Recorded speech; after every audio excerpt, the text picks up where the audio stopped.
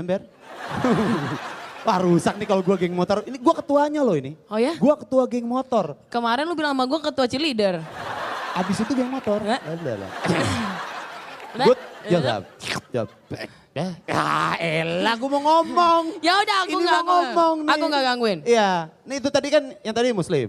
Nanti yang kedua ini juga sama. Temen gue sebelah Pakai bahasa orang. Ayah. Iya. Jadi nanti yang satu lagi ini teman gue juga sama. Dulu sering ngebut-ngebutan. Oh. Dulu dia sering ngebut-ngebutan, nah dia jualan bensin. Wah.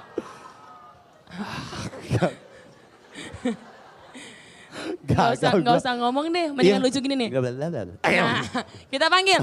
Ini dia Awan. Gue minta semangatnya, selamat malam Bekasi!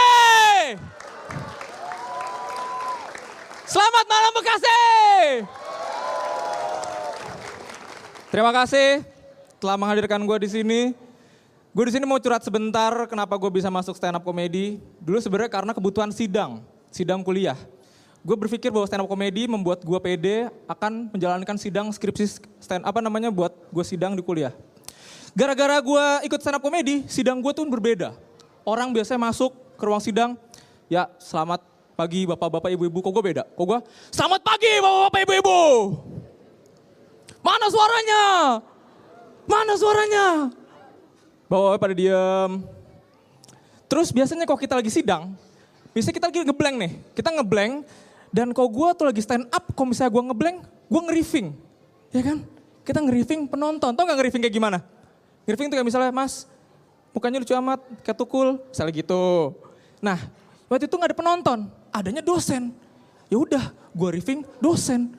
Gue bilang, botak, botak, muka lo kayak kanebo. Waduh marah. Dia marah kan. Ada yang berdiri, wah gak boleh kayak gitu. Ada yang berdiri, wah sambil tepuk tangan, lucu banget lo. Kayak gitu. Enggak.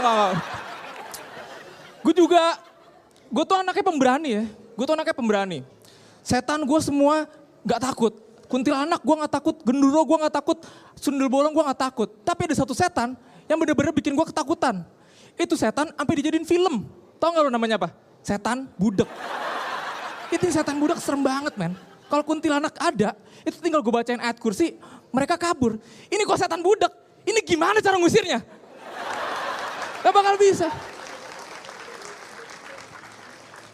Selain gue pemberani, yang namanya anak muda itu suka melakukan hal berbahaya. Hal yang paling berbahaya yang pernah gue lakukan adalah nyebrang sambil ngelamun. Bahaya kan? Bahaya. Biasanya tuh kita ngelamun gara-gara nonton film yang enggak. Nontonnya sehari nyangkutnya seminggu. Ya waduh. Ini gue lagi jalan, gue lagi ngelamun, waduh. Tiba-tiba di depan gue ada angkot, set. Wah, gue kaget kan. Oh, padahal angkot lagi parkir. Wah. Dan yang paling aneh adalah, gue waktu itu nemenin ponakan gue sunat. Sunat ini banget men. Gue pertama sunat itu mahal. Yang kedua ada modelnya. Sunat ada modelnya. Sunat ini ada model, lu tahu kan apa itu sunat dan apa itu model? Yang pertama gue kasih tahu pas gue dikasih menunya, nih sunat ada model ceker ayam. Ada model torpedo. Ada model kuncir kuda. Ini udah kayak salon men. Jangan heran lo kalau misalnya, Pak ini saya sunat dapat apa aja, 1 juta. Oh ini udah cuci potong sama pomade. Wih, keren banget ya. Nanti ada top collection, wah keren banget.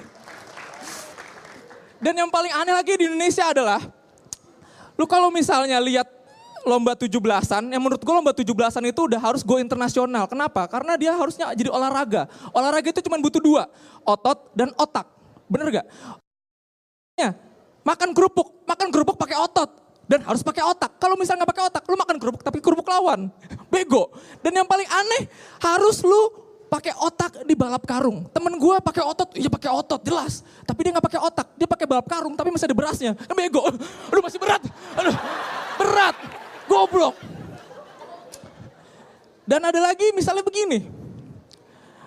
Lu masalah belanja nih, kita di mall, kita ngomongin belanja. Belanja, kalau misalnya ke pasar, gue kasih tips. Pertama, lu kalau misalnya belanja ke pasar, jangan menjadi bagian yang mencolok. Jangan menjadi orang kaya. Lu bisa mungkin pakaian gembel, pakaian miskin. Sehingga lu gak ada bedanya sama penjual. Kayak, Pak ini cabai berapa? Oh bukan saya yang jual Pak. Dan kalau misalnya lu kalau liatin ada emak-emak. Kalau misalnya emak-emak nih kalau misalnya suka nawar nih sadis. Lu pernah lihat gak ada emak-emak suka nawar gini, Pak ini cabai berapa? 5.000 bu, 4.000 bu, 5.000 bu, 4.000 kalau nggak saya pergi. Dia pergi dipanggil lagi, bu sini. Oh ya sini. Nah ini mama. Dia menerapkan metode ELO, pergi untuk kembali. Cie.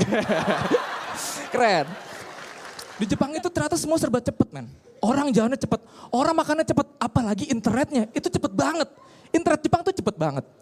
Dan biasanya kalau misalnya kita internet cepet, kita buka apa sih? Kita buka YouTube, bener gak?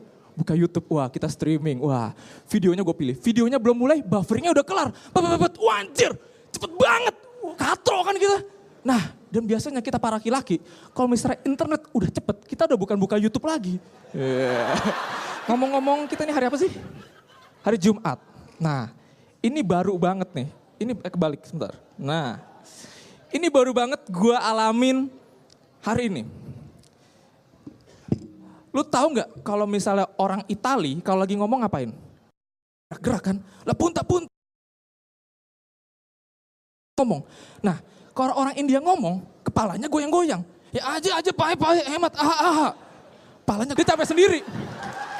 Oke, nama gue Awan Pamungkas, terima kasih. Saya tadi naik motor dari Jakarta. Pas berangkat saya masih jelek.